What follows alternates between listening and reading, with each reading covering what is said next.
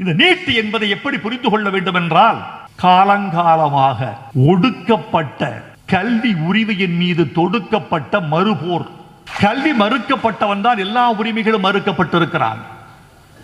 வேதத்தை கேட்டவன் காதில் ஈயத்தை காய்ச்சி ஊற்று என்பது தமிழன் மீது தொடுக்கப்பட்ட ஒடுக்குமுறை.